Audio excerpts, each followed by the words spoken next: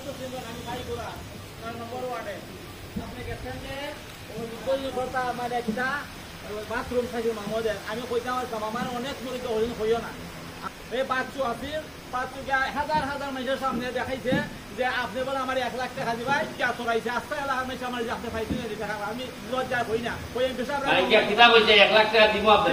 আপনি দিবা বলে কইছে আল্লাহ যে বাজাইছে কইছে না যে টাকা লই নিছে না এখন আমি আপনারা কইছি না কেন কইছি না আপনি আমি সব হইছে বাট পাট দাঙ্গা দেল করা আমি আপনারা কইছি তো করছি তাই সামনে মানুষে কইয়া তখন আমি সরাসরি আপনার বাসা যাইতাম তখন আইছি এখন আচ্ছা এখন প্রথম প্রশ্ন হইল যে বাচ্চুতে তো আমি বাচ্চু লাগে কেন আমার তো লোকের অভাব নাই কইবার বা আপনারা তো আমি নিজেইটা কইতে পারলাম যে আমি আপনার 1 লাখ টাকা দিব আপনার ঘর করছে যাই হোক আপনার এই বাচ্চু এরা লাগতো না আপনি যেহেতু কইছেন আমরা বাড়ির আপনার বাড়ির ব্যাপারে চীনের ব্যাপারে পিআইএর অফিস থেকে আমরা ব্যবস্থা নিব আপনার চীন এবং যা যা লাগে সবজি এটা তুমি ব্যবস্থা নিবাই নিব আর আপনারে বাড়ি বানাইবার সময় আরো নগদ 30,000 টাকা দেওয়া হইব ঠিক আছে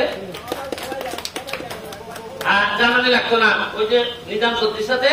আপনি যোগাযোগ করবার কথা বলছেন নি আপাতত গোয়ার বললে মানুষের মাথা ঠিক থাকে না আপনি যে অজ্ঞান ঠিক আছে ওই সত্যি আমি চিন্তা করতেছি অসুবিধা নেই থ্যাংক ইউ